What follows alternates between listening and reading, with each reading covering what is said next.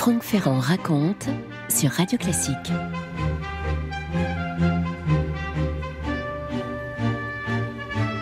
Ce qui est pratique avec les écrivains, c'est qu'ils nous racontent souvent eux-mêmes leur naissance. Nous sommes au sud-ouest de la Sicile, près d'Agrigente, Girgenti en italien, en 1867, c'est-à-dire qu'on est en pleine épidémie de choléra. Je cite Pirandello parlant de lui-même. Une nuit de juin, je tombais comme un ver luisant sous un grand pin solitaire dans une campagne plantée d'oliviers sarrasins et donnant à l'extrémité d'un plateau d'argile bleutée sur la mer d'Afrique. On sait comme sont les vers luisants. On dirait que la nuit produit sa noirceur pour eux qui, volant on ne sait où, tantôt ici et tantôt là, allument un instant leur faible éclat vert. De temps en temps, l'un ou l'autre tombe et l'on distingue alors à peine son vert soupir de lumière par terre qui paraît éperdument lointain. C'est ainsi que je tombais, en cette nuit de juin, alors que tant d'autres lucioles jaunes brillaient vaguement sur une colline où s'étendait une ville qui, cette année-là, connaissait une grande mortalité. Issue de la campagne, ma naissance fut portée sur les registres de la petite ville située sur la colline. Parmi tous ceux qui chaque jour y mouraient cette année-là, la naissance d'un seul être était comme une réparation dont il fallait tenir d'autant plus compte qu'elle était insuffisante et mesquine. Franck Ferrand sur Radio Classique. Ces pauvres, Agrigente, grosse bourgade campagnarde qui surplombe donc la vallée jusqu'à la mer, sur le rivage à Port-Empédocle, le paysage est creusé par des soufrières car sous les oliviers de Sicile, la terre est volcanique, elle est chaotique et brûlante. Or, le père de Luigi exploite une de ces soufrières. C'est une servante qui s'occupe du petit Luigi. Elle lui raconte chaque jour des contes populaires et des fables et des légendes qui excitent l'imagination du gamin et lui instillent le goût du récit. Lycéen, il choisit les lettres classiques. On le voit qui écrit sa première tragédie, et puis une nouvelle, Cahute, un amoureux qui enlève une fille de sa famille. D'ailleurs, Luigi Pirandello lui-même s'est entiché d'une cousine, il décide de se fiancer, ce qui va faire tout un psychodrame, on est en Sicile tout de même, et ça va lui inspirer une autre nouvelle, Entre deux ombres. Il rompra les fiançailles plus tard, mais ces intrigues de village, toutes ces tragicomédies familiales, voilà, qui l'obsèdent et qui l'inspirent, et c'est à Rome qu'il s'en va poursuivre ses études de lettres. Un jour, il a le cran de signaler une erreur de traduction que son prof de latin a commise. Le professeur monte sur ses grands chevaux. Luigi doit quitter l'établissement et à ce moment-là, il décide de partir pour l'Allemagne. Il s'en va étudier à Bonn où il va soutenir sa thèse sur le dialecte d'Agrigente. Et quand il est de retour à Rome, c'est pour réclamer à son père une rente. On le voit à l'époque qui fréquente les milieux littéraires. Il se lie notamment à Luigi Quapana, un apôtre de Zola. C'est en Italie la grande époque du vérisme, qui est l'équivalent italien de notre naturalisme, si vous voulez. Et sous l'influence de Quapana, Pirandello va publier sa première longue nouvelle, qui s'appelle La fille riche. Et puis son premier roman, L'exclu au féminin. L'héroïne, Martha, est soupçonnée à tort d'adultère. Elle est chassée par son mari et sa famille. Elle part pour la ville gagner sa liberté, sauf qu'il y a là-bas bien des épreuves qui l'attendent. Si vous voulez la suite, il va falloir lire Martha. Luigi se fiance avec Antonietta, la fille de l'associé de son père, ce qui fait que le capital va rester entre de bonnes mains. Pas oublier qu'on est au 19e siècle quand même. Par chance, les deux époux, qui se connaissent pas beaucoup, s'apprécient. Ils vont même développer une forme de tendresse entre eux. Ils auront 3 enfants en 5 ans. Et Pirandello ne cesse pendant ce temps d'écrire. Il écrit nouvelle sur nouvelle. Par exemple, Le Nid, qui, encore une fois, est inspiré d'un événement survenu dans sa famille. Son père avait eu un enfant naturel avec une cousine. Ou bien La peur du sommeil, et Cédra de Sicile, Le chat noir, La vengeance du chien, qui commence par ces lignes, je cite La vengeance du chien. Sans savoir ni comment ni pourquoi, un beau jour, Jaco Naca s'était trouvé propriétaire de toute la colline en plein midi au-dessous de la ville, d'où l'on jouissait d'une vue magnifique sur les hauteurs, plaines et vallons d'une vaste campagne variée, avec au loin, après tout ce vert, bleu sur la ligne d'horizon, la mer au fond. 3 ans auparavant, un monsieur étranger au pays, avec une jambe de bois qui grinçait à chaque pas, s'était présenté à lui, tout en sueur, dans un domaine du vallon de Sandana, infesté de malaria ou jaune de fièvre, le squelette parcouru de frissons et les oreilles bourdonnantes de quinine. Naka était garçon de ferme. Cet étranger lui avait annoncé qu'après de minutieuses recherches dans les archives, il s'était révélé que cette colline, qui jusqu'ici croyait-on n'appartenait à personne, était sa propriété et, en vue de certains projets encore vagues, il lui proposait de lui en acheter une partie qui lui serait payée selon l'estimation d'un expert.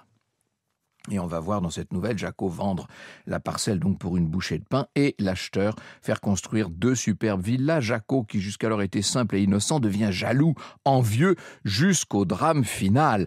Et Pirandello se révèle un conteur dans l'âme. « Mon cœur est plein d'une amère pitié pour tous ceux qui se trompent sur eux-mêmes », écrit-il.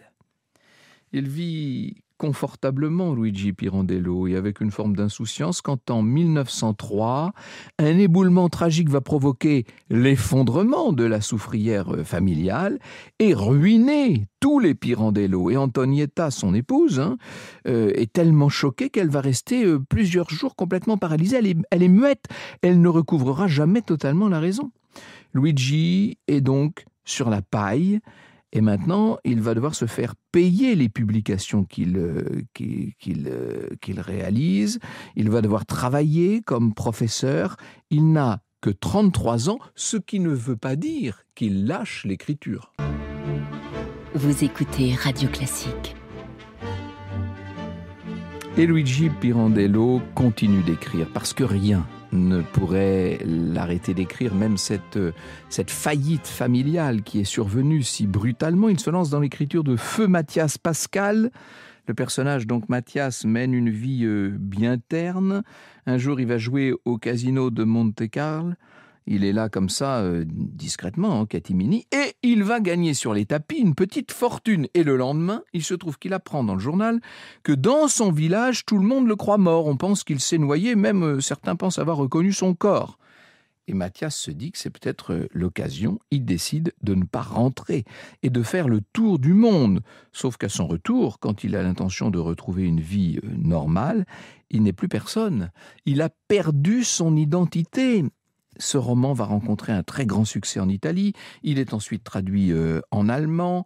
Pirandello devient l'écrivain de l'inquiétude, du trouble. Et d'ailleurs, il déclare à un journaliste « Je pense que la vie est une triste bouffonnerie, car nous avons en nous, sans pouvoir savoir ni comment, ni pourquoi, ni par qui, la nécessité de nous abuser continuellement nous-mêmes par la création spontanée d'une réalité, une pour chacun et jamais la même pour tous. Réalité qui, de loin en loin, se découvre vaine et illusoire.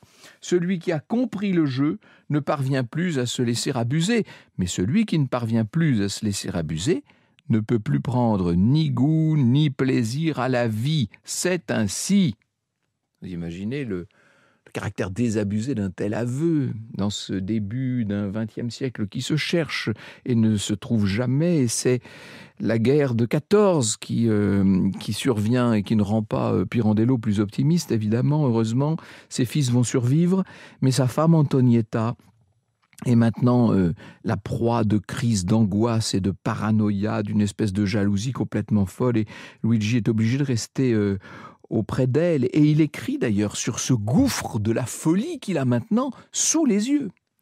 Voici une nouvelle étourdissante, pleine de l'humour inquiet qui caractérise Pirandello. Ça s'appelle « Madame Frola et Monsieur Ponza, son gendre ». Et voilà comment ça commence. Mais enfin, rendez-vous compte, il y a de quoi perdre sérieusement la tête à ne pouvoir démêler lequel des deux est fou, de cette Madame Frola ou de ce Monsieur Ponza, son gendre. Chose qui n'arrive qu'à Valdona, ville disgraciée qui attire à elle tous les étrangers excentriques. Ou elle est folle, ou il est fou, pas moyen de s'en tirer. Forcément, l'un des deux doit être fou, car il s'agit de rien moins que de... Mais non, exposons plutôt les choses avec ordre. Et voilà que notre conteur se met à entrer dans cette rumeur qui circule dans la petite ville. Le gendre de Madame Frola lui interdirait de voir sa fille. Madame Frola le confirme devant les dames de la ville. Et son gendre veut garder tout l'amour de sa femme pour lui. C'est ainsi, c'est ce qu'elle dit, c'est ce qu'elle répète. Mais le lendemain, le gendre comparaît à son tour devant les dames de Valdana. Et il explique « Je n'empêche pas ma belle-mère de voir sa fille. La vérité, c'est que sa fille est morte il y a 4 ans. » Je reprends le texte de Pirandello. Et c'est justement à cause de la douleur provoquée par cette mort que Madame Frola a sombré dans la folie.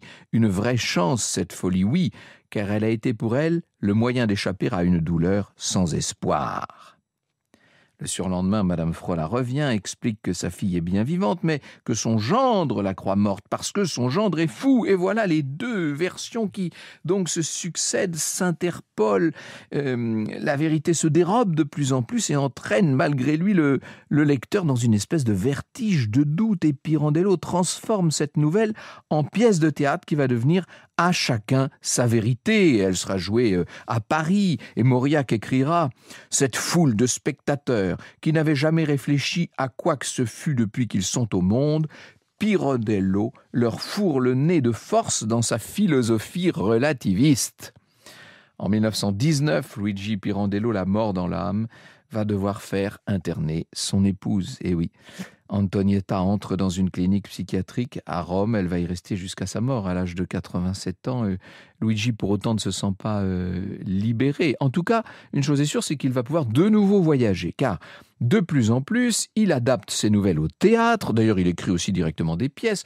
Le public raffole de ses pièces, la critique aussi. Il dit à son fils « Je fermerai la parenthèse théâtrale pour me remettre à mon travail narratif plus naturel. » Parce que lui, c'est le conte, c'est la nouvelle, son domaine, oui. Mais le succès est tel au théâtre qu'il va emporter Pirandello et ne lui laisser plus aucun répit. C'est par le théâtre que ce nouvelliste accède à la gloire. Il a 50 ans à l'époque. En mai 21, c'est la première à Rome de 6 personnages en quête d'auteur. La pièce raconte l'arrivée sur scène d'une famille qui demande que sa propre histoire soit jouée par des comédiens. Il y a toutes sortes de mises en abîme parce que au moment des répétitions, à mesure que s'enchaînent les répétitions, on ne sait plus qui est un personnage réel, qui est comédien. Les uns jouent avec les autres et dans cette confusion des rôles, il devient quasiment impossible de situer la vérité. Un journaliste raconte la réaction du public. Les jeunes applaudissaient à s'écorcher les mains. Dans les loges et aux places plus coûteuses, le public bien pensant, non content de siffler, de rire et de crier, chantait en chœur « Buffone !» farceur, « Manicomio !» à l'asile. Malgré tout, la pièce est un triomphe. La critique voit en Pirandello un précurseur de la mise en abîme et il est joué en France, en Allemagne, en Angleterre et même à Broadway. C'est une gloire nationale, ce Pirandello, maintenant. Et en 1922, vous savez ce qui se passe, le roi Victor Emmanuel III, va appeler Mussolini au pouvoir et Pirandello ne sait pas trop sur quel pied danser. Dans sa jeunesse, il avait rompu avec le catholicisme, il était assez fasciné par les anarchistes, son père était garibaldien, bref, il hésite, Pirandello. Mais quand Mussolini l'invite au palais de Chigi, il choisit d'y aller et en 1924, il va même carrément adhérer au parti fasciste. Alors qu'entre parenthèses, l'assassinat du député Matteotti 3 mois plus tôt avait ouvert les yeux de tout le monde, et notamment des plus naïfs, sur la nature de ce régime mussolinien. Bref, les attaques ne tardent pas, notamment celle du journal Il Mondo, journal libéral qui est le tout premier à employer le terme de totalitarisme et qui écrit sur Pirandello une chronique intitulée « Un homme vulgaire ». Est-ce la rançon de la gloire ou celle des choix que vient de faire l'auteur? Vous voyez que là aussi, la vérité tourne et tournoie. Franck Ferrand sur Radio Classique. La troupe du théâtre d'Arte est en tournée en Europe et Pirandello l'accompagne. Et il y a dans cette troupe une comédienne qui va devenir la grande interprète de ses textes. Il en tombe carrément amoureux. Elle s'appelle Martha Aba. En 1927, tournée en Amérique du Sud, en Argentine, en Uruguay, au Brésil. Et on pose à l'écrivain des questions sur sa position vis-à-vis du régime fasciste italien. Il dit « À l'étranger, il n'y a ni de fascistes ni antifascistes. Nous sommes tous des Italiens ». À son retour, un cadre du régime va quand même lui reprocher d'avoir ainsi d'avoir botté en touche, comme nous dirions. Et Luigi va se braquer et déchirer sa carte du parti. Et l'année suivante, il quitte l'Italie. Il dit de Mussolini à sa femme « Autour de lui, toutes les têtes à ses genoux et pas un pouce plus haut. Ainsi, tout reste forcément bas et confus, et il ne reste que médiocrité et confusion. Oui, chère Martha, il faut définitivement s'en aller. Le voilà donc qui part, d'abord en Allemagne, puis en France. Mais Martha ne va pas rester. Martha le quitte, elle lui a dit « Restons amis ». Vous connaissez la phrase terrible et Pirandello le supporte mal. Il a 65 ans, il va subir en 1932 une première attaque cardiaque et puis une deuxième dans la foulée. Et il rentre au pays et pour publier, pour pouvoir être joué, il se soumet à Mussolini. En 1934, un de ses textes est adapté à l'opéra, La fable du fils subtil. Sauf que Mussolini vient assister à la représentation, ça lui plaît pas du tout. Il quitte la salle le menton haut, c'est Mussolini, vous l'imaginez, on le voit comme si on y était. Et il va interdire les autres représentations. La même année, Pirandello est à Stockholm pour recevoir le prix Nobel de littérature. Et quand il rentre en Italie, Mussolini, évidemment, s'est beaucoup adouci, lui fait les yeux doux, il lui laisse espérer la direction d'un théâtre d'État. Et en échange, Pirandello va soutenir l'invasion de l'Éthiopie. Et pire que ça, en 1936, il est à Berlin au Congrès international des auteurs et éditeurs, des puissances de l'Axe, bien entendu. Et il est satisfait quand Goebbels lui explique que ses pièces seront traduites par des traducteurs non juifs afin d'être jouées à Berlin. C'est un véritable pacte avec le diable qui ne va pas lui profiter puisque 3 mois plus tard, Pirandello meurt d'une pneumonie à l'âge de 69 ans. Franck Ferrand sur Radio Classique. Il venait d'achever certaines de ses nouvelles les plus abouties. L'écrivain Corrado Alvaro écrit « Pirandello n'avait jamais été aussi bon que dans ses tout derniers textes, dont l'un de Une journée est devenu célèbre. De l'avis de tous, il avait quelque chose à ajouter à l'édifice de ses nouvelles. Il a quand même écrit 259 nouvelles et 8 romans pour 33 pièces par ailleurs. Voici le début d'une journée extraordinaire nouvelle. Être arraché au sommeil, peut-être par erreur, et jeté hors du train dans une gare de passage de nuit sans rien avec soi, je n'arrive pas à me remettre de ma stupéfaction. Mais ce qui m'impressionne le plus, c'est que je ne découvre sur ma personne aucun signe de la violence subie. Plus que cela, je n'en conserve pas la moindre image, la moindre ombre confuse de souvenir. Je me trouve les pieds sur la terre, seul dans les ténèbres d'une gare déserte, et je ne sais à qui m'adresser pour apprendre ce qui m'est arrivé, où je suis. Et la fin qui sonne comme une sorte d'adieu au monde. L'envie de bondir sur mes pieds m'assaille, mais il me faut reconnaître que vraiment je n'en suis plus capable. Et avec les mêmes yeux que ces enfants avaient tout à l'heure, qui ont maintenant tellement grandi, je continue à regarder tant que je peux, avec une immense compassion désormais derrière ces jeunes, mais vieux enfants. Vous écoutez Radio Classique.